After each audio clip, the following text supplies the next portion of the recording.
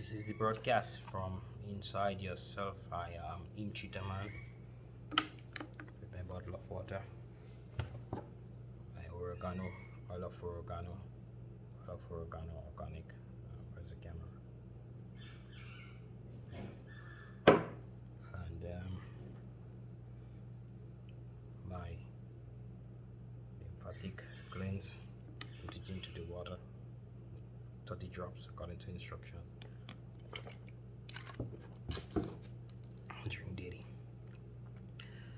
I also have with me here kidney and I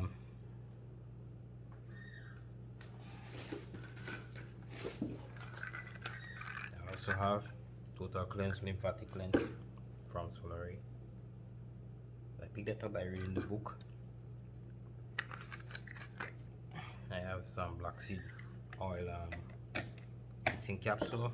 You know how black seed oil is in terms of the taste. I do have the black seed oil in a bottle. It's a little bit rough to take black seed. Now,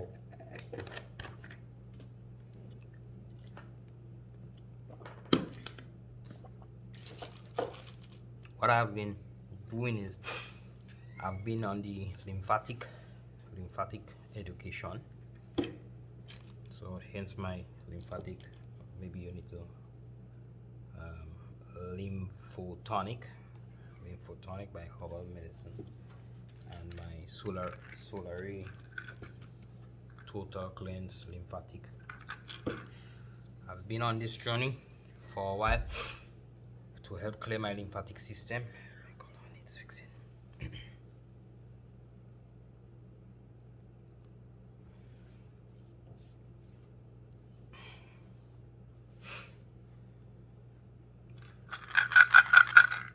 Total cleanse lymphatic system by Solari and lymphotonic 30 drops. I think you have a little alcohol in that, right? And my black seed oil. This is what I'm taking along with some Solari kidney blend, which is they have the corn husk and other stuff there, the parsley, corn silk and parsley. I do know that nettle is good for kidney. So why? Well, I need to get my liver working properly. I do have Dr. Berg gallbladder liver cleanse also. Liver working properly, need to purge out the toxin from the treatment of chemotherapy and radiotherapy. So this is hence why I'm using those, and I would continue. Lymphatic is what I see as the most recent knowledge base that I gathered. And when you have knowledge is the base of experience. You need to also focus on what's the experience going to be like. In my case, I wanted my experience to be a cleansing of the lymphatic system, empowerment of the lymphatic system, creation of new T cells that could identify the cancers that may exist within the mutation structures, and also, well, general power for the lymphatic system and the immune system, to help with other things that might be happening, as the environment might be. But I'm not focused on the environment. What I have learned is a good working lymphatic system is critical for your health. Of course, immune system's strength is really based on lymphatic system being functional. I've learned about the lymphatic system. You could get a chart from Amazon. I didn't know much when I began this journey about the lymphatic system. You hear about the immune system, but I've now understood that the thymus gland is one of the important glands that trains the T cells when they come from wherever they are created, but they get trained by the thymus and they go to fight after. Whereas the B cells being bone marrow cells, B for bone, that's how we get the name B cells. They are another set of antigen, just as the T cells, and they help fight. So given this, I have learned that now dendritic cell is what I'm really looking into. What is dendritic cell and how it functions in terms of helping T cells. And I also learned about the lymphatic system in terms of its role in flushing out the waste product from the 40 trillion little people living inside us. That's the cells. Each one have its own organelle, meaning each one is a replication of you, has its own brain, has its own reproductive system, which is the nucleus, the gonad, and the they have their own little heart, their own little digestive system, their own little pooping system. So they are really inside your pooping, and the lymphatic system is the one that gathers all this waste, shoves it up into, from the food, wherever, gets it there, and then goes to the liver or the kidney or wherever. I'm not too clear. I think it's the liver, and that's get cleansed out. So after the liver and the kidney cleansing out, you need to have those external systems, the skin, the excretory system, the skin pumping good sweat, being able to respire properly, the urination tract being very good for urination to take place, and then your digestive system being functional and really working as an autonomous free agent. Now, in learning all this, the awareness, consciousness of these factors is one of the first step. The second step would have become, you have to become aware of what you're dealing with, and I am now aware that I'm dealing with a very, very complex system that is basically should be understood by us as human beings. So, for example, the whole excretory process for us as the bigger being. What is the excretory process on that side here? I just explained the excretory process for each organelle, each cell in your body, which is a small portion of you, a small portion of you with all your organelles. They have all your organs, but in their own body, so they do that function in a very minuscule, micro or mini or microscopic way. In the not in macro, but in the word between macro and micro, whatever that word is, you are doing the same thing. So you ask yourself, okay, you have to get rid of waste, and generally we think about waste as when you eat the food, the undigested particles from the food goes to whether it goes to your disposal system in your colon, and like your large colon, and then gets excreted as waste. We think about the sweat also as an excretory product. We also think about urination as excretory product from the kidneys. All well and good, but we always preempt most of this with the digestive system or the excretory system with water. And what I'm learning is a lot of the waste comes from our organelles, from the 40 trillion little cells living in the body. And another set of waste comes from the dead toxic substances that are found sometimes in our body, and also from the excretion of waste from the parasites that lives in us. Wherever you have, in any organism, wherever you have good things happening, you have a balance of not so good things using the same processes or the same energy field or the same composition of the environment to survive. And in this case here, you have maybe 40 trillion cells, which are yours, working towards your goodness and your creativity through the energy fields. But there are also some organisms, we call them parasites, various among that would be always the parasitically in the environment. And when you think about it, it's the same thing that happens in our society. You have some persons working to build a good society. They may be large in number, but you also have a larger number of persons working to also create their own structures in society, which one society would call bad or evil or whatever, and then the next side of the society who's working towards what they call good says, "Oh, we are working towards good." It's really difficult to say what's good and what's bad in this, but there are some things that are not supporting, not ethical, not supportive of our way of life, and you basically could say, well, yeah, that's wrong, that's critically wrong. But more or less, you have this excretion coming from, yes, the undigested food. A lot of the organelles are pumping back a lot of waste that has to get processed by the kidney and then pushes strong to the through the systems, and then you have the whatever system that gives you the liquid to pump out those toxic ones in liquid form through urination and sweat. So these are very critical concepts that I think I've solidified, become more conscious about, and increase my awareness on. And so it means that I need to be very cognizant and sometimes aware, and give attention to my thymus gland, my spleen, my pancreas, which are part of the lymphatic system, and all lymphatic glands. That's why I would always continue to do the tap tap tap. There's 12 areas you tap in progression, and there's reason for that. Then under your arm, so forth and so on. Then your chest, and then and then lower chest, abdomen, pelvic area, and between your legs, in between your knees. You could get a video on YouTube and on left foot. You could get a video on YouTube for this. These are basic areas you could tap or scrub or brush or whatever to help the lymphatic system. Rebounding, jumping on the rebounder and walking, two great ways to keep the lymphatic system moving, because basically the lymphatic system is a set of pipes in your house that does not have a pump, so you just need to squeeze certain areas to get them moving the lymphatic system up and down. Now, why am I so talking about lymphatic system?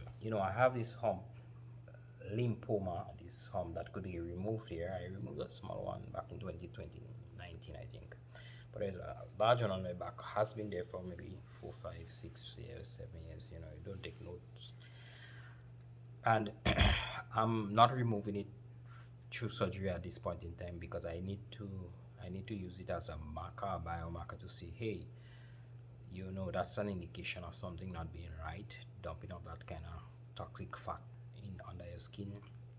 And if whatever caused it could cause it, why don't you try to fix the situation and reverse it? And this brought me to a state of being in the most, well, I think the best place of my life during these experiences here.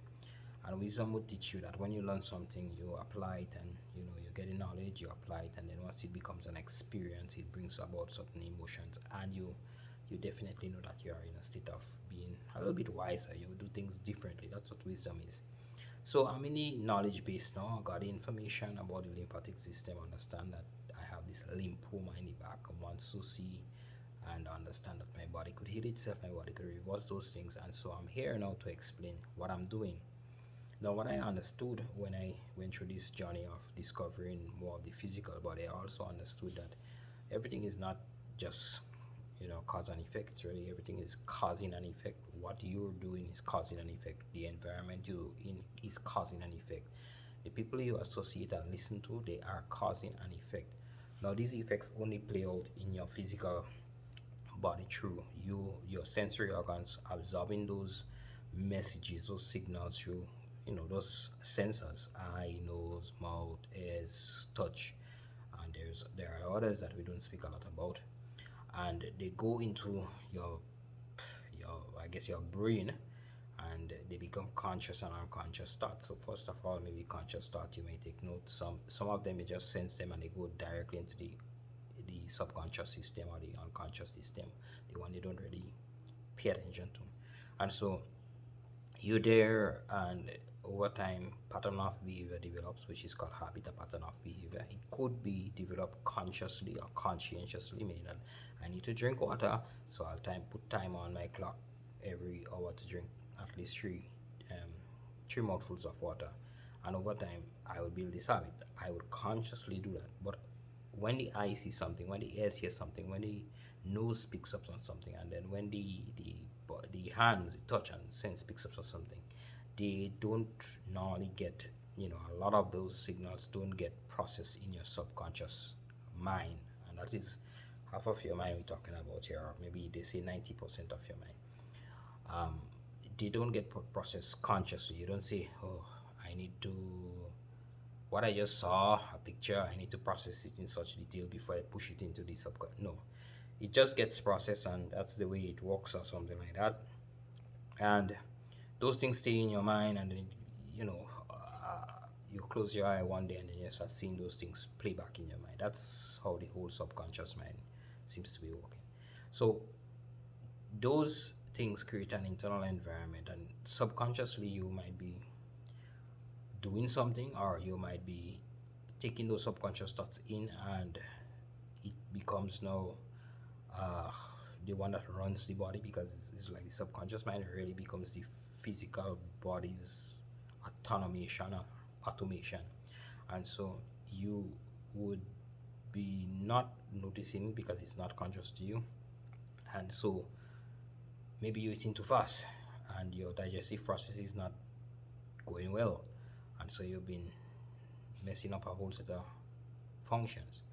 You wouldn't notice that until you become very conscious of how you eat and stuff like that. So one of the main things that I am taking home is consciousness. I need to become conscious of what I'm doing, even though they are what we consider to be those behaviors that are autonomous by the body. You need to become conscious, and to do that is just to raise your awareness of what you're doing. And one of the places that I raise my awareness on and I'm putting my attention is the thymus gland. I read about it. They said it will shrink as you go on, but new people are saying that you could make it grow back. Um, the thymus creates the T cells. The T cells are supposed to learn, and the reason why I'm putting this out, simply because if it is supposed to be that our thymus had to learn the pathogens of the environment, and then once you have the adaptive immune system creating its history bank of all the current issues, you may have been fine back before 2002, because generally things would just repeat and your immune system would know, because it already adapted to most of the pathogens or the variations of them. Today we are creating our own pathogens to kill men. Again, the debate of good or bad, and we are creating a system, or we have created systems where we have infused ourselves with a noticeable amount of chemicals that tends to be very destructive to our entire natural systems. So the having time must function as long as or into your old age seems to be a way to go, seems to be an important facet to have, because you want to be able to get new T cells to be trained in the future for those uneventful activities that would be more than likely created by men. Of course, they would blame nature, but more than likely, we are creating new environments through the chemicals and the different elements. So, long story short, we are creating new issues, but it's being created largely by the way you think, your thought process, your consciousness process, and largely your conscious to the subconsciousness process. Now, in this regard, you could also do some things that are, as they say, superhuman, meaning that you don't need to sit and worry about what you have in your brain. That's where meditation comes in. You pick up, you sense things because you're walking through various physical or external environments. You're sensing things without your knowledge, without your conscious knowledge, the part of the consciousness. But you, if you do this over and over, you simply bring yourself to a point where you would notice that you need to take a break, and that's where meditation comes in. You could meditate for three reasons. From my summary, you could meditate for three reasons. You could first meditate just to clear your mind, a purge meditation, like a fasting meditation. You take a half an hour, you just go into a quiet, nice place, you close your eyes, you purge yourself from some uneventful event or something that you just need to distress from. That's one. The second one you could do is practice meditation, make it become a habit, so that you could now start becoming more aware, more conscious, and give more attention to the things that you want happening in your body. The organs that you want to function a little better, you could give them some attention, which is basically energy, to pump them up. So, like in my case, I'm giving attention to my thymus. So, if I go to long meditation, I would always focus on thank the thymus and tell it I need it to function a little better. I need it to create better T cells, and I need my T cells to be so much better to identify any pathogen, any cancer cells, anything that is causing my body to go. Signal it, delete it, and become better T cells. I am asking them to improve their versions. I'm asking them to upgrade their versions. So that is me speaking to my organs and my organelles, and they are, and my cells and the organelles in the cells, to improve themselves, because I have to improve, and I'm improving improving through my new knowledge, and they too have to improve. I have to pass it down. That's why I have control over those inside of me, my organs and my cells. So I'm speaking to them, I'm asking them to please improve themselves, find new strategies, discover new ways, and improve themselves to make my immune system better, my defense system mechanism better. Not to make it just better, but make it more adaptive, make it more current, upgrade it. And of course they would continue to do that, and I'm expecting that the process of upgrade goes very smooth. I shouldn't have too much of outrageous any side effects from this. And so that's one of the things that long-term meditation do. You have to continuously and conscientiously put some effort and time into speaking to your organs through a longer process of meditation. This meditation is not just for you to get a relaxing feel, but it is for you to help talk to your organs and consciously train them.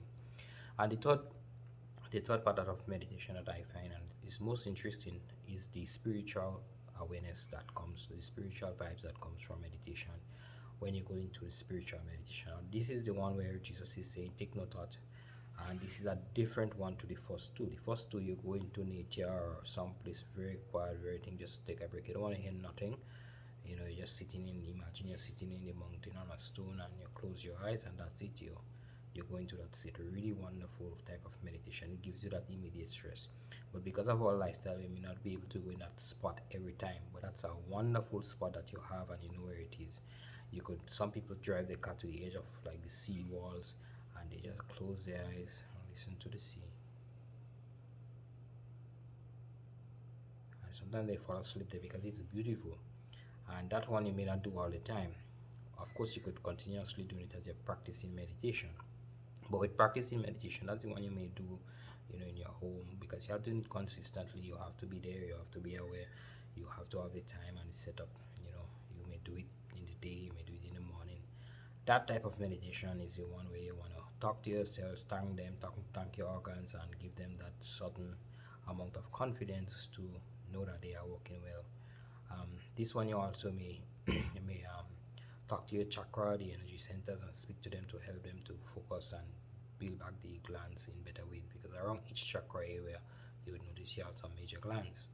And so you also want to, the third one, the spiritual meditation here, the practice that I've found is different. It's that meditation. You have to do it in the night. First of all, you have to be in the night or in the absence of light. So that's why I'm saying night, absence of light. You have to go inside yourself, as Jesus said in Matthew 6:33. The kingdom of heaven is the first thing we should seek. So it's really seeking the kingdom of heaven inside you. Luke 21:11-21 tells us, 17:21 tells us that the kingdom of heaven is inside of you. Jesus' words. And then Jesus said, "You are the light of the world." So to get into that light, which is total darkness, that light is really darkness. That's the one where you want to go in, and you are to bring nothing when you go into that meditation. So other meditations, you would find yourself having those thinking thoughts. Sometimes you have to control them, focus on your breath, find other techniques to calm yourself. So it gives you that sense of calm. But in most cases, what I've found is that those type of meditation also incorporate some visualization and some level of consciousness, where like I will be talking to my organs and asking them to do some job. Right now I'm speaking to my butt area because it has a little pain. I'm saying to it these days, "I need you to heal yourself. I need you to talk to the other organs to get some assistance. I need you to call your community to find out what's going on there, and I need this to be done and done by the end of the month." That's me having thoughts, and whether it's conscious or unconscious, I'm having thoughts. And so the one for spiritual, the meditation that is spiritual, is the one where Jesus says, "Take no thought, be still and know that I am God." And so we are divine, I am divine, I'm a divine creature. The book of Psalms tells us in 82 that we are gods, sons of the Most High God. We are gods, common G, sons of the Most High God, capital G. And we would fall if we don't listen to him. But if we as gods do what he says, we would continue to live. And so I know I'm a divine creature, and we are all divine creatures. We are created by the divine creator anyhow. And so when we go to spiritual meditation, what the divine is telling us is not to come with nothing. Don't come with no good, don't come with no bad, don't come with no ugly. The divine creator is saying, come blank, tabula rasa, no thought, take no thought, and come with an empty mind. Why? Because the 10% of the mind that is not used is on the right side of the it's on the right side. The right side, whether it's the right side of your brain, it's the right side. And that right side hardly pushes the beauty into the left side, which is the 90% of your element that you have your analytical, carnal, materialistic processing taking place. This is what we've been using, the left side of the brain. And it's beautiful using the left side of the brain or the left side of the mind. It's what we use every day. I love you, we talk, we kiss, we hug, we fight, we dig up our lands, we find creative ways to do things with technology, we use all the machineries. All that is happening in that 90% of the facet. That 90% of the facet is wonderful for us to live on this earth. It's what causes us to live on this earth. But there are times, and it's very important, that you need to get some extra ability, some superhuman ability, I would say. And that superhuman ability doesn't come from us sitting and thinking or finding some other method inside the same cycle. So what it does, okay, let me just break that down. Our 90% of consciousness comes because of our environment influencing us, whether through the sensories or through our conscious thinking. We get environmental influence, we get experience from one another, we interact with one another. All this is environment. We think about it for ourselves. All this is environment. But that is happening in the 90%, which is called the left side of the mind. That 90% could do wonders, and it has been doing wonders. You are alive, so you know what the kind of wonders we speak about. We create cell phones, we create computers, telecommunication. All this is done inside this part of the mind. And the carnal mind, which is the part we talk about, 90% is enmity against God or the laws of God.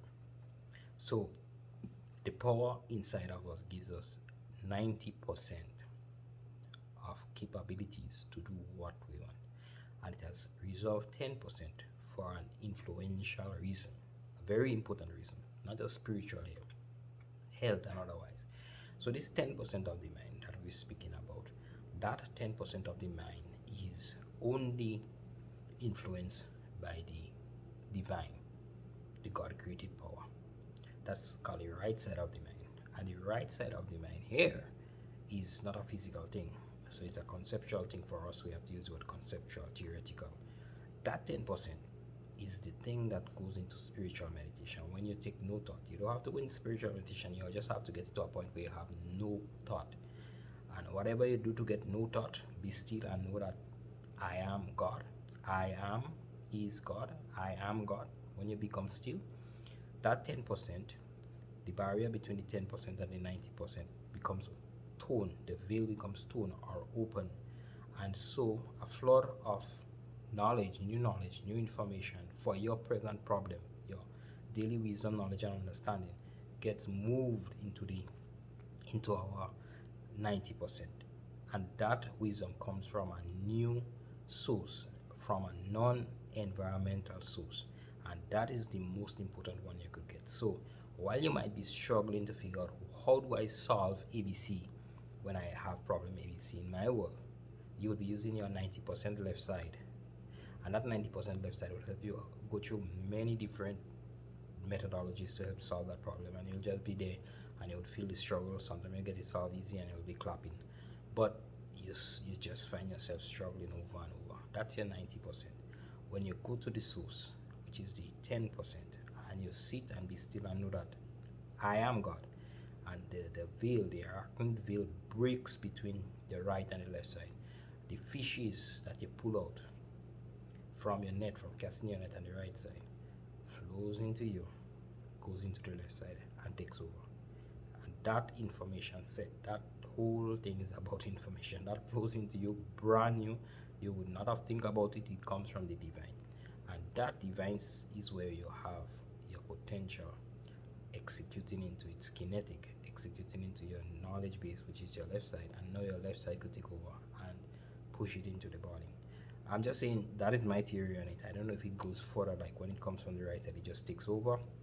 But I think it's a feed to the left side based on how I've read it from the scriptures. The two olive trees, left and right, and it flows back into the spinal, into the brain and the spine. So it more than likely seems like the brain is really the 90% of our consciousness. It seems like the whole brain and the vertebral column or the spine, which these days they say is like a little sperm. That whole thing seems to be on 90% of consciousness, and 10% of consciousness is reserved in the spirit, which is called the right side. And once you go to the spirit, is Ra El. The pituitary gland has to open, or the pineal gland has to open. This is the gland that they call the third eye. That's why Jesus said, practice the single eye, practice the single eye, because when that opens, that is when you start seeing the clarity of life, the truth. And so we see it and we discuss these ideas. It could be conceptual, but it has been documented in so many old texts that you have to start giving some time towards raising your consciousness to that level, operating as if it exists, to test the theories, because even your scriptures that you believe in so much tells you test all things and prove that which is true. And when you prove it which is true, truth is what you look at. God says he's I am light. God says he is light. God says he's the light of the world. God says light. Now if he's light, we know that the science tells us light is caused by a particle called a photon. Therefore the whole issues that we're discussing here is light and physical light and other type of light. Is a whole light thing that we're talking about. So spiritual consciousness is within the 10% of us getting into new knowledge, light. And we say absence of light is like darkness. That's not true. Darkness is the presence of a certain light. God deals in us being still, going into yourself, closing your eyes, shutting down our senses of the retina and the other parts that sees light and sense light and tells us colors and things like that. We have to shut that down to get into God's light. We have to close all these systems to get into God's light, because the brain, which is 90% of our human, is there always helping this left side thinking, conscious and subconscious process to keep us distracted. The 10% spiritual is the tithe that we have to give our 10% to, and we give by just, it doesn't take us 10% of our time to give. It means we give attention to the 10%. We give attention, we give our attention to the 10%. The 10% is spiritual. It's our spiritual mind, our right side mind. Now I will draw all this into a picture and capsulate it and put it on TikTok. This video is dedicated to those who wishes to share my story, learn, or at least not learn, pick up some information from what I'm saying, test all things. And I thank you very much for viewing.